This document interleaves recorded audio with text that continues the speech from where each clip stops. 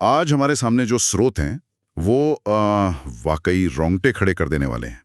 ये नीलावंती की डायरी खूनी हवेली का श्राप नाम की एक कहानी के कुछ अंश हैं। हम्म। सुनने में हाँ किसी काल्पनिक तांत्रिक पॉडकास्ट के दूसरे एपिसोड जैसा लगता है। हाँ, शीर्षक और स्रोत का जो अंदाज है उसे देखकर ही लग रहा है कि ये हमें किसी गहरी अंधेरी दुनिया में ले जाने वाले हैं। बिल्कुल। कहानी साफ तौर पर एक श्रापित डायरी और एक आप कहें तो रहस्यमयी, शायद वाकई खूनी हवेली के इर्द गिर्द घूमती नजर आ रही है। हमारे पास जो हिस्से हैं उनमें हम रघु नाम के एक किरदार के नजरिए से कहानी को देख रहे हैं। वो इस डायरी को पढ़ रहा है और लगता है उसके जाल में फंसता जा रहा है। दिलचस्प है। मतलब डायरी सिर्फ एक चीज नहीं है, वो कहानी का इंजन बन जाती है ना? किरदार को आगे बढ़ाने वाली एक शक्ति। सही कहा, बिल्कुल। तो हमारा मिशन है इन अंशों की जरा बारीकी से पड़ताल करना, समझने की कोशिश करना कि इस डायरी के पन्नों और उस हवेली की दीवारों में आखिर क्या भयानक राज दफन है। हाँ। माहौल तो देखिए शुरू से ही काफी तनावपूर्ण और डरावना लग रहा है, तो चलिए सीधे गोता लगाते हैं इसके अंदर। जरूर। ये स्रोत हमें सीधे एक डरावनी कहानी के, आप कह सकते हैं, बीचों बीच उतारते हैं, जहां एक पुरानी डायरी सिर्फ शब्द नहीं है बल्कि अपने साथ एक सक्रिय श्राप लेके आती है। हाँ। देखते हैं ये रघु को किस भयानक सफर पर ले जाती है। तो कहानी की शुरुआत होती है आधी रात, ठीक 12 बजे, मतलब एक क्लासिक हॉरर टाइमिंग। बिल्कुल। रघु के हाथ कांप रहे हैं और वो सहमते हुए नीलावंती की डायरी का दूसरा पन्ना खोलता है।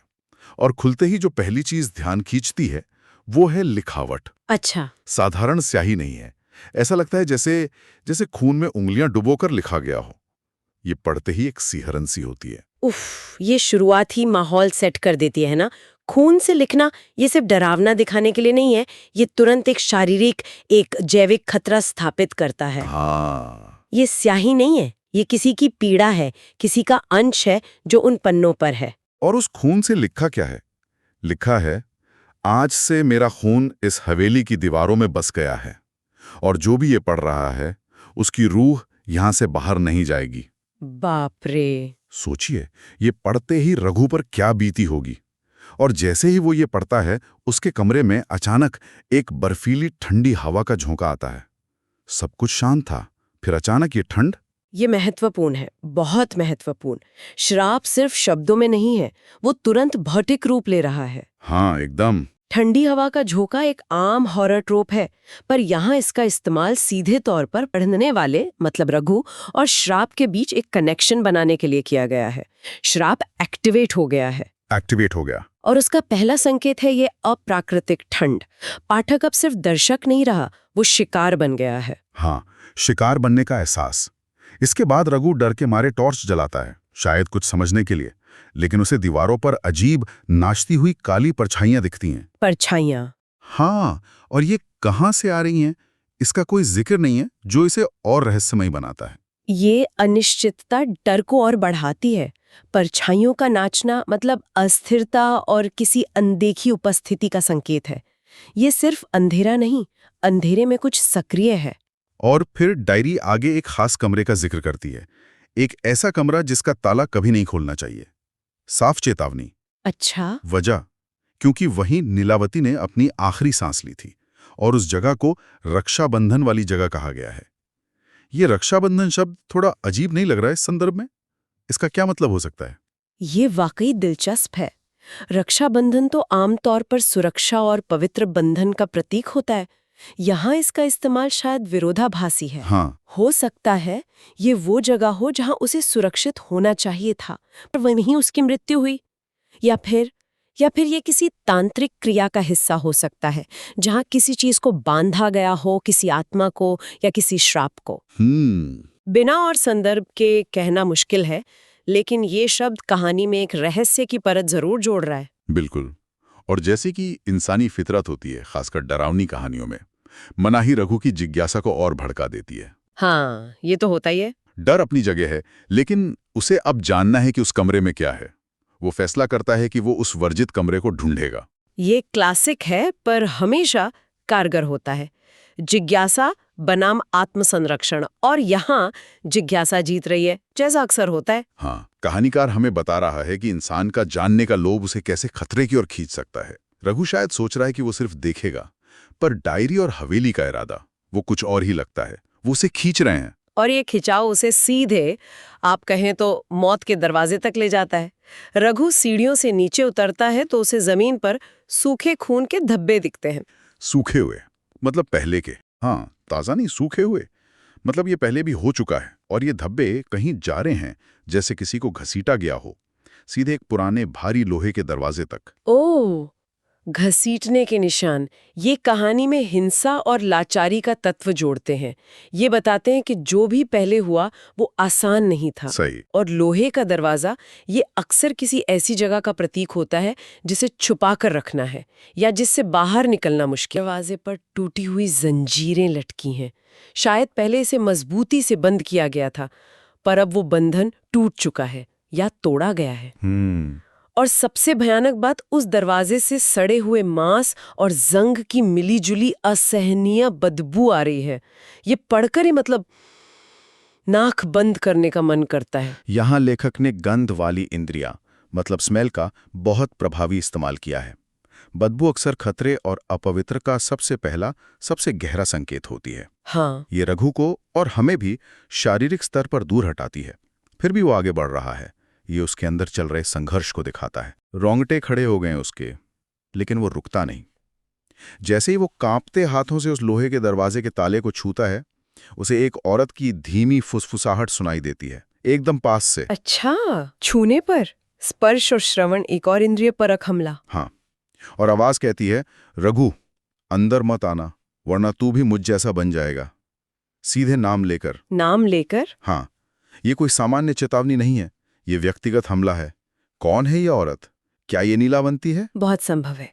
नाम लेकर पुकारना दिखाता है कि ये शक्ति या आत्मा रघु के बारे में जानती है। वो सिर्फ एक अनजान घुसपैठिया नहीं है। सही। और चेतावनी भी बहुत विशिष्ट है, मुझ जैसा बन जाएगा। ये सिर्फ मरने की चेतावनी नहीं है, ये किसी भयानक परिवर्तन या अंतहीन पीड़ा में फंसने का संकेत है। ये डर को और गहरा कर देती है। मुझे तो लगा था शायद इस चेतावनी के बाद रघु रुक जाएगा, लेकिन नहीं। होता यह है कि ताला अपने आप कट की आवाज के साथ खुल जाता है। अपने आप? हाँ, जैसे कि कोई अदृश्य शक्ति उसे अंदर बुला ही रही हो। जैसे कि चेतावनी एक तरह का नाटक थी, असलियत में उसे अंदर खींचना ही मकसद था। हाँ, ये संभव है। या ये भी हो सकता है कि चेतावनी सच्ची थी, पर रघु की किस्मत या श्राप की शक्ति इतनी हावी हो चुकी है कि अब वापसी का रास्ता बंद हो गया है। ताले का अपने आप खुलना दिखाता है कि रघु का नियंत्रण खत्म हो चुका है, बाहरी शक्तियां अब हावी हैं। दरवाजा एक भयानक चरमराने की आवाज के साथ खुलता है। अंदर सिर्फ घना घुप अंधेरा है। रघु हिम्मत करके जैसे ही पहला कदम अंदर रखता है, उसकी टॉर्च बुझ जाती है। गई। उसका एकमात्र कृत्रिम रोशनी का स्रोत खत्म। तकनीक का फेल होना ये अलौकिक कहानियों में आम है।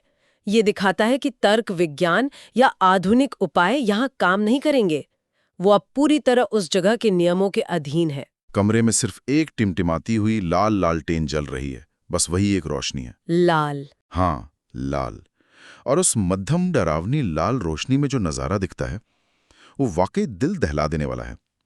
कमरे की दीवारों पर नीलावंती की परछाई दिख रही है। और वो एक लूप में बार बार फांसी खाते हुए झूल रही है। वही दृश्य लगातार। ये दृश्य बहुत शक्तिशाली है, बहुत ज्यादा। लाल रंग खतरा, हिंसा, खून का प्रतीक। टिमटिमाती रोशनी अस्थिरता, अनिश्चितता। हाँ। और परछाई का बार बार फांसी लगाना, ये सिर्फ मौत का दृश्य नहीं, ये एक अंतहीन पीड़ा है, एक श्राप का चक्र है जो उस कमरे में कैद है। ये शायद नीलावंती की आखिरी दर्दनाक याद है जो बार बार दोहराई जा रही है। ये दिखाता है कि मौत भी अंत नहीं थी, पीड़ा जारी है। ये सोचते हुए भी डर लग रहा है। और तभी डायरी, जो शायद रघु के हाथ में थी, उसका अगला पन्ना अपने आप खुलता है। फिर से डायरी? हाँ, और इस बार जो अक्षर लिखे हैं वो साधारण नहीं है। वो ऐसे दिख रहे हैं जैसे जल रहे हों, दहकते हुए अंगारों जैसे अक्षर, जलते हुए। डायरी का फिर से सक्रिय होना, वो सिर्फ कहानी नहीं बता रही, वो घटनाओं को निर्देशित कर रही है, भविष्यवाणी कर रही है। जलते हुए अक्षर मतलब अर्जेंसी और विनाश का संकेत। और उन जलते हुए अक्षरों में लिखा है, जो भी इस कमरे में आता है उसे अपना एक हिस्सा छोड़ना पड़ता है। एक नशा, एक खून, एक प्राण, एक कीमत। हाँ, एक कीमत चुकानी होगी। ये तो किसी सौदे जैसा लग रहा है। बिल्कुल, ये उस कमरे में प्रवेश करने की कीमत है। श्राप अब सीधे तौर पर कुछ मांग रहा है, एक नशा, एक खून, एक प्राण, ये श्रेणियां भी दिलचस्प हैं। हाँ, क्या मतलब है इनका? नशा शायद किसी आदत या जुनून का प्रतीक हो सकता है, खून शारीरिक बलिदान और प्राण जीवन ऊर्जा। ये दिखाता है कि श्राप सिर्फ जान नहीं लेता, वो धीरे धीरे इंसान को खत्म करता है, उसके हिस्से लेता है। और ये भविष्यवाणी पलक झपकते ही सच हो जाती है।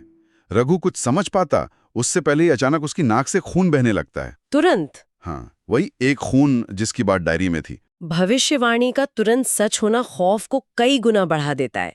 ये दिखाता है कि रघु के पास अब सोचने या बचने का समय नहीं है, वो पूरी तरह श्राप की गिरफ्त में है। हाँ, खून का बहना पहला बलिदान है, पहली कीमत जो उसने चुका दी है। खून फर्श पर टपकता है, लेकिन ये सिर्फ खून नहीं रहता।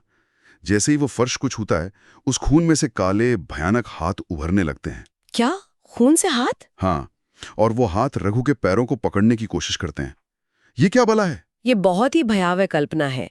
खून जो जीवन का प्रतीक है, अब मौत और खतरे का स्रोत बन गया है। काले हाथ शायद उन आत्माओं या नकारात्मक शक्तियों का प्रतीक हैं जो उस जगह पर हावी हैं। हाँ, और अब वो रघु को भी अपनी दुनिया में खींचना चाहती हैं। खतरा अब सिर्फ महसूस नहीं हो रहा, वो शारीरिक रूप ले चुका है, उसे छू रहा है। रघु जाहिर तौर पर बुरी तरह डर जाता है। वो चीखता है, बचने के लिए पीछे हटता और भागने की कोशिश करता है। उसे दीवार पर एक टूटा हुआ आईना दिखता है। आईना? हाँ, शायद वो एक पल के लिए अपनी असलियत देखना चाहता है, ये यकीन करना चाहता है कि वो अभी भी रघु है। वो भागकर शीशे के पास जाता है। आईना। हॉरर में इसका इस्तेमाल अक्सर आत्म पहचान, सच्चाई या फिर आत्मा के द्वार के रूप में होता है। देखते हैं रघु को क्या दिखता है। उसे अपना चेहरा नहीं दिखता। नहीं दिखता। आईने में उसे अपना अक्स नजर ही नहीं आता। उसकी जगह जो दिखता है वो है नीलावंती का बिगड़ा हुआ विभत्स चेहरा, फटी भी आंखें, खून से सना गला, आधा सड़ा हुआ गलित चेहरा। ये कल्पना से परे डरावना है। ओह, ये कहानी का एक बहुत महत्वपूर्ण मोड़ है। आईने में अपना अक्स न दिखना और नीलावंती का दिखना, ये रघु की पहचान के पूरी तरह खो जाने का प्रतीक है। हाँ, बिल्कुल। श्राप ने सिर्फ उसे शारीरिक रूप से प्रभावित नहीं किया, उसने उसकी आत्मा पर, उसकी पहचान पर कब्जा कर लिया है। वो अब धीरे धीरे नीलावंती जैसा बन रहा है, जैसा कि फुसफुसाहट ने चेतावनी दी थी। और बात यहीं काट नहीं होती। वो चेहरा, नीलावंती का वो भयानक चेहरा, आईने से बोलता है। बोलता है? हाँ, वो कहता है, अब तू भी मेरी कहानी का हिस्सा बन गया है। डायरी के अगले पन्ने पे तेरा नाम लिखा जा चुका है। बाप रे, ये तो सीधा ऐलान है। रघु अब सिर्फ एक दर्शक या पाठक नहीं, वो कहानी का एक पात्र बन गया है। हाँ, एक ऐसा पात्र जिसका अंत शायद पहले से तय है। डायरी का अगला पन्ना बनना मतलब उसकी कहानी भी अब नीलावंती की कहानी से जुड़ गई है, और शायद उसका अंजाम भी वैसा ही दुखद और भयानक होगा। पहचान का खोना यहाँ मतलब चुरांत है। सोचकर ही रूह कांप जाती है। रघु पूरी तरह टूट चुका होगा इस वक्त। वो चीखता है, चिल्लाता है और भागने की कोशिश करता है, लेकिन जिस दरवाजे से वो अंदर आया था, वो दरवाजा वहां है ही नहीं। दीवार सपाट है, निकलने का कोई रास्ता नहीं। फंस गया पूरी तरह से। दरवाजे का गायब होना दिखाता है कि ये कमरा अब सिर्फ एक भौतिक स्थान नहीं, ये एक जाल है, एक अलग आयाम है जहां भौतिक नियम लागू नहीं होते। सही। ये उसकी मानसिक कैद का भी प्रतीक है। और फिर कमरा गोल गोल घूमने लगता है। सब कुछ घूम रहा है। उसे भयानक आवाजों का एक शोर सुनाई देने लगता है। नीलावंती की दर्दनाक चीखें, बच्चों की हंसी। इस माहौल में, हाँ, जो यकीनन बहुत डरावनी लग रही होगी, और लोहे की जंजीरों के खनखनाने की आवाजें, ये सब मिलकर एक पागल कर देने वाला शोर पैदा करते हैं। ये ध्वनियाँ, ये शायद उस हवेली के अतीत की दर्दनाक यादें हैं जो अब वर्तमान में गूंज रही हैं। बच्चों की हंसी का इस्तेमाल अक्सर मासूमियत और भयावहता के कॉन्ट्रास्ट को दिखाने के लिए किया जाता है, जो डर को और बढ़ा देता है। हाँ, ये बहुत अजीब लगता है। जंजीरों की आवाज बंधन और पीड़ा का प्रतीक है, और कमरे का घूमना ये रघु की मानसिक स्थिति, उसके संतुलन के बिगड़ने को भी दर्शाता है। इसी पागलपन और शोर के बीच नीलावंती की डायरी, जो शायद जमीन पर गिर गई थी, अपने आप बंद हो जाती है। हाँ, और अब उसके कवर पर कुछ नया लिखा हुआ उभर आता है। लिखा है, एपिसोड 3 शुरू होने वाला है, और इस बार कोई बचा नहीं पाएगा। क्या? कवर पर? हाँ, कहानी यहाँ एक खतरनाक मोड़ पर एक भयावह वादे के साथ खत्म होती है। ये एक क्लासिक क्लिफ हैंगर है, लेकिन यहाँ इसका प्रभाव ज्यादा है क्योंकि ये सीधे डायरी के कवर पर लिखा है। डायरी अब सिर्फ कहानी नहीं बता रही, नहीं, वो सीधे पाठक या श्रोता को संबोधित कर रही है, आने वाले खतरे का ऐलान कर रही है। ये थोड़ा मेटा नैरेटिव जैसा तत्व कहानी को और डरावना बना देता है। हाँ बिल्कुल। ये दिखाता है कि रघु का फंसना शायद सिर्फ शुरुआत है, असली खतरा तो अब आएगा। तो इन अंशों का अगर हम सार निकालें तो रघु ने नीलावंती की डायरी के श्राप को पहले हल्के में लिया, पर फिर उसे कदम दर कदम महसूस किया। वो चेतावनी के बावजूद वर्जित कमरे में गया, खौफनाक नज़ारे देखे, उसे कीमत के तौर पर अपना खून बहाना पड़ा, और सबसे भयानक, आईने में उसने अपनी पहचान को नीलावंती के श्राप में विलीन होते देखा।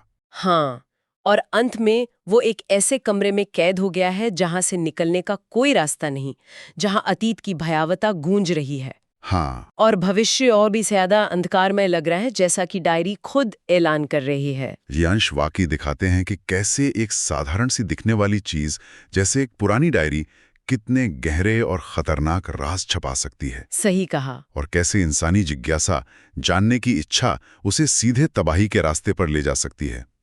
डर और रहस्य का ये कॉकटेल पाठक को बांधे रखता है। निश्चित रूप से कहानी सिर्फ डराती नहीं है, ये हमें सोचने पर भी मजबूर करती है। पहचान के खोने का डर, अतीत के बोझ का डर, अज्ञात का डर, ये सारे तत्व मिलकर एक प्रभावी हॉरर अनुभव बनाते हैं। स्रोत तो यहीं समाप्त हो जाते हैं, लेकिन दिमाग में कई सवाल घूम रहे हैं। जैसा कि आईने में नीलावंती के चेहरे ने कहा, क्या रघु सचमुच डायरी का अगला पन्ना बन चुका है? क्या उसकी नियति अब लिखी जा चुकी है बिना किसी बचाव के? ये एक बड़ा सवाल है।